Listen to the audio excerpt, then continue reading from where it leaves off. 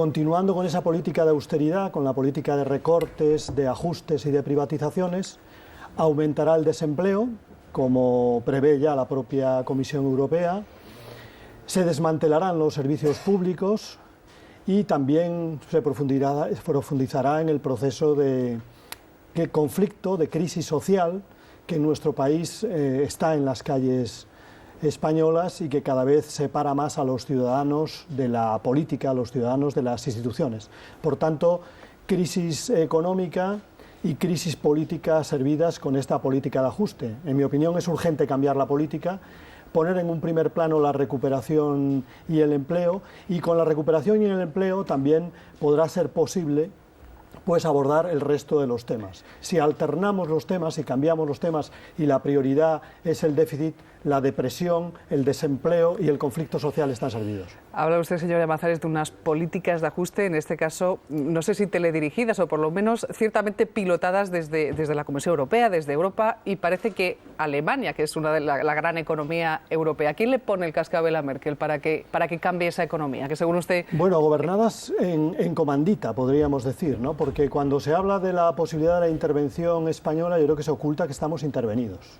Desde el mismo momento en que se produce la reforma constitucional, en mi opinión, una reforma constitucional fraudulenta, para modificar la Constitución y convertir la deuda en la prioridad política del país, desde ese momento estamos prácticamente intervenidos, ¿no? Y luego el mecanismo MEDE posterior es un mecanismo, en mi opinión, que mantiene la impunidad de los acreedores, en este caso, con respecto a nuestro país. Por lo tanto, estamos intervenidos y, de hecho, hay una coalición entre el Gobierno de España y el Gobierno de las instituciones europeas. Aquellos que se dice la Troika son los verdaderos gobernantes de la crisis económica y los que producen la profundización de la crisis económica y una grave crisis social en Europa, probablemente los que están favoreciendo más una crisis institucional de Europa y que el euro ya no sea el euro que convierte y construye una unión política, sino el euro que destruye una unión política o que está poniendo en cuestión una unión política como es la Unión Política Europea.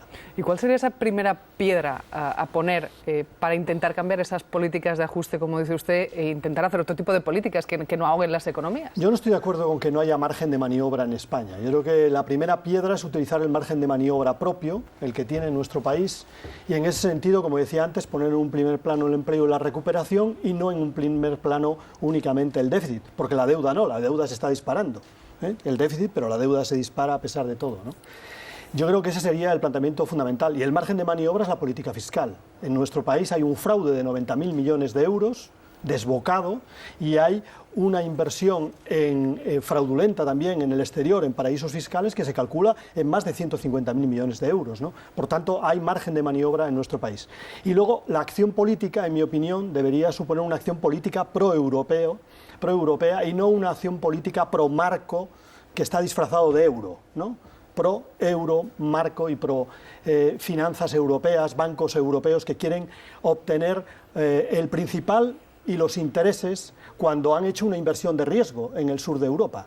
Y su inversión de riesgo debería tener una quita, al igual que la tiene en el resto de las inversiones de riesgo. Sin embargo, da la impresión de que por el hecho de estar aliados con el que en estos momentos gobierna Europa, con el gobierno alemán y con la Troika, pues tienen derecho prácticamente a todo. Yo creo que no.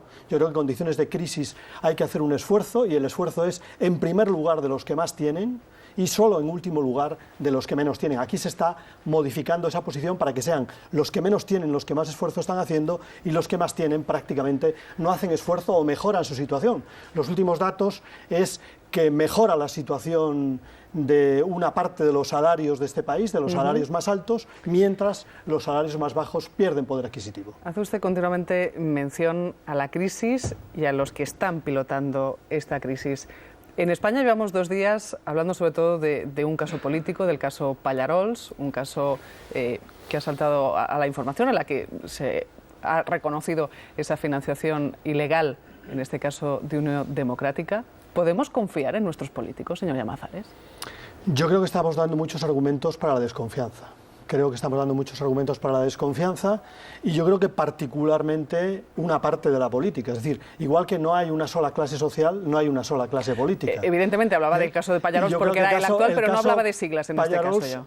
Plantea dos desconfianzas, la desconfianza en la política y la desconfianza en la justicia, las dos.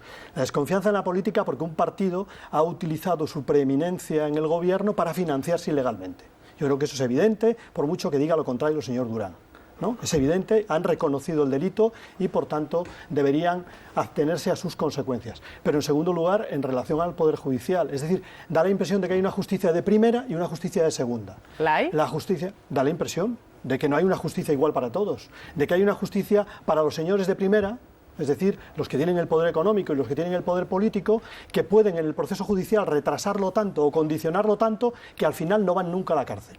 Y sin embargo el resto de los mortales, los ciudadanos, terminan teniendo que pagar, bueno, pues por los delitos, ¿no? Parece que hay un código penal para los ciudadanos y hay en ese sentido una devolución o una reparación cuando menos o cuanto más, diría yo, para partidos políticos o para el poder económico. Creo que eso es un escándalo y por tanto creo que sí, que tiene que haber una regeneración política de las fuerzas políticas en nuestro país si queremos volver a vincularnos a los problemas sociales y por otro lado creo que tiene que haber un cambio muy profundo en la justicia, por mucho que esos acuerdos de conformidad sean posibles. La cuestión es que son legales, pero producen escándalo. En estos momentos los ciudadanos están escandalizados de esos acuerdos de conformidad y creo que la justicia también debería reflexionar sobre ellos. ¿Cree que debería dimitir el señor Durán Lleida? Si ha empeñado su palabra en relación al delito, lo que valga su palabra. Si su palabra vale, debe hacer ejercicio de su compromiso con la dimisión, sí. Nosotros hablábamos en tiempo de tertulia de este asunto del caso Pallarols y también sobre todo de las voces que han salido alrededor de este caso. Una de ellas, la del señor Oriol Junqueras, de Esquerra Republicana, socio de gobierno en este caso de Convergencia y Unió. ¿Cómo está viendo los pasos que están dando en Cataluña el gobierno con esa fecha, con ese 2014, con ese referéndum que quiere llevar a cabo en Cataluña? Yo creo que con normalidad democrática, ¿no? Yo creo que cuanto más se exagere, cuanto más confrontación se produzca entre nacionalismos, peor, ¿no?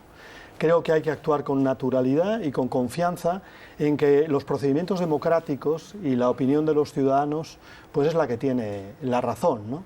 Y en ese sentido nosotros defendemos la capacidad de decisión que tengan los catalanes y al mismo tiempo cuando esa posibilidad surja nosotros defenderemos una vida en común, defenderemos el federalismo en España y que vivamos en común el conjunto de los pueblos y de las naciones españolas. Pero yo haría una reflexión mirando al pasado para que algunos que en el momento del Estatuto de Autonomía hicieron de la confrontación la única política, también hagan algún tipo de autocrítica, ¿no? Porque estas cosas se producen como consecuencia de aquellos polvos, estos lodos, ¿no? Podemos decir, de la confrontación en torno al Estatuto de Autonomía, de la negación de la nación catalana por parte del Tribunal Constitucional, estos lodos de la deriva independentista. Por tanto, digamos, no solamente tiene que reflexionar el nacionalismo catalán, sino que tiene que reflexionar también el conjunto de las fuerzas políticas españolas. Hablaba usted de la calle, de la reacción a la calle, a la crisis, a los recortes. Buena parte de los ciudadanos han salido a la calle, entre otras cosas, por el asunto, por lo menos en Madrid, del asunto de la sanidad. Ustedes han recurrido, en este caso han acudido a la defensora del pueblo para que recurra ese euro por receta. ¿No han encontrado apoyos en ningún partido, ni el Partido Socialista? Por lo menos se lo han planteado, ir de la mano con otros partidos para recurrir a esa medida. Bueno, la Constitución establece que para ir directamente al Tribunal Constitucional solamente tiene posibilidad el partido que tenga 50 diputados, ¿no? Nosotros no tenemos 50 diputados, por tanto utilizamos el cauce que nos permite la Constitución. ¿Y no podían unirse con el PSOE? Recurrir a través de la defensora del pueblo. Nosotros deseamos que haya una suma de diputados, pero no vamos a esperar por el Partido Socialista. Nosotros tenemos nuestras propias prioridades políticas y en este caso creíamos que era un hecho gravísimo que debería tener una sanción política y una sanción constitucional, porque el euro por receta es el tripago en sanidad. En sanidad la pagan los ciudadanos a través de sus impuestos, unos más y otros menos. Normalmente más con menos poder adquisitivo y menos los que tienen más poder adquisitivo. En segundo lugar, se paga también a través de las tasas o copagos que hay en farmacia y que ha establecido el Gobierno y ha aumentado de manera muy importante en los últimos tiempos. 1.500, 1.700 millones serán los que se ingresen durante este año. Y ahora resulta que hay comunidades autónomas como Cataluña y como Madrid que no lo consideran suficiente y quieren introducir un euro por receta de manera lineal, con lo cual están afectando directamente a la justicia y a la Constitución. A la justicia porque se ensañan con los sectores más enfermos, con los crónicos, con los que tienen varias patologías, con los jubilados, es decir, con los de menor poder adquisitivo. Y luego, además, van contra la Constitución porque la Constitución establece que tiene que haber un principio de igualdad básica en los servicios públicos y además que la competencia en materia de medicamentos es una competencia estatal, no es una competencia de ninguna comunidad autónoma. Por lo tanto, creo que se han ido demasiado lejos y, por tanto, el Tribunal Constitucional, el Consejo de Estado ya lo ha decidido, ¿no? La Defensora del Pueblo estoy seguro que nos dará la razón y el Tribunal Constitucional también, para reponer un poco de racionalidad en relación al sector sanitario. Pero a mí me parece más preocupante todavía la política de privatizaciones en el sector sanitario, ¿no? Esa idea de que la gestión del sector público sanitario es ineficiente, que es totalmente falsa. Somos uno de los sectores sanitarios, una de las sanidades públicas mejores del mundo, la séptima mejor del mundo. La americana está en el número 36, según la Organización Mundial de la Salud. ¿Se está haciendo negocio? Nosotros somos el séptimo.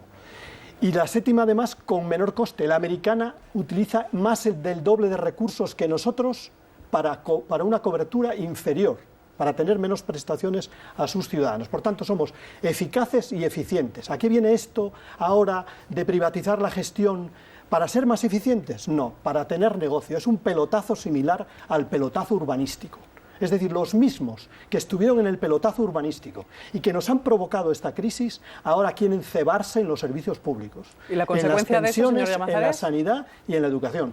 Las consecuencias son que una parte de los ciudadanos que no tienen acceso, digamos, por su nivel de renta, a la asistencia sanitaria, por ejemplo, en los Estados Unidos, pues en estos momentos están preocupados por lo que pueda pasar en la sanidad española, porque de una parte, para obtener mayor rentabilidad, esas empresas privadas van a pagar menos a sus sanitarios y van a deteriorar la calidad de la asistencia, pero por otro lado se abre una vía a la privatización del sistema sanitario, evidentemente. Cuando le preguntaba a usted por la posibilidad de unirse, en este caso al Partido Socialista, para presentar ese recurso por el euro por receta, me decía usted: no vamos a esperar a los socialistas.